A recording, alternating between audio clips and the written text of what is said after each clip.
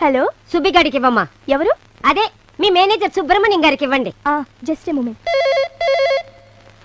Hello. ఒరే సుబ్బు, ఎవతిరా అది? ఎవరో ఇప్పుడు ఫోన్ ఎత్తిందే అది. ఓ ఆ అమ్మాయా? సిమ్రన్ అని రిసెప్షనిస్ట్. ఆడది మగాళ్ళతో కలిసి పనిచేయడం ఏంటా నీ బొంద? పెళ్ళైందా దానికి? ఏమా పెళ్ళైందా నీకు? కాలేదు. చేసుకుంటారా? కాలేదంట. కాలేదా? ఆ దరిద్రుడికివ్వు. వాడేవాడు? వాడే కిట్టిగాడు. హలో. ఏరా కిట్టిగా, నీకు అసలు బుద్ధుందా?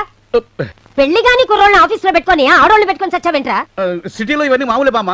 కానీ నాకు కుదరదు. నువ్వు ఇలా చెడిపోతావని తెలిస్తే నీకు అసలు చదువు చెప్పించేదనే కాదు. అబ్బా బామ్మ, అవన్నీ వదిలేయి. ఫోన్ ఎందుకు చేసావు చెప్పు. ఏం లేదు, వాడికి ఒక అమ్మాయిని చూసా. రేపే పెళ్లి చూపులు. ఆ, వెంటనే వాడిని ఇంటికి పంపు. సరే. ఇదిగో, వాడికి పెళ్లి చూపులని చెప్పకు. మరి ఇంకేమని చెప్పాలి? నాకు పెళ్లి చూపులని చెప్పు. నమ్మడేమోనే. బా నీ బొంద, ఏదో ఒకటి చెప్పి పంపించు. అలాగే అలాగే. వాడికివ్వు. ఒరే సుబ్బు, నీకే. హలో. రే, నువ్వు వెంటనే ఇంటికొచ్చేయ్. వెంటనేనా? రేపు నేను ఒక ఇంపార్టెంట్ పర్సన్ కి లెటర్ ఇవ్వాలి బామ్మ. ఇలా కాదు గాని ఆ కాశీగడికి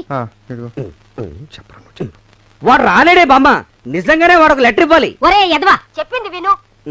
రేపు సాయంకాలానికల్లా నువ్వు ఆ సుబ్బిగాడు మన ఊళ్ళో ఉండాలి. రాలేదనుకో ఆ కిష్టిగాడికి 2 కాళ్ళు విరుగుతాయని చెప్పు. ఇదేంటి బాబాయ్, వీడిని ఊరు తీసుకెళ్ళకపోతే నీ కాళ్ళు విరగొడతా ఉంటుంది బామ్మ. ఇది హలో, సుబ్బిగాడి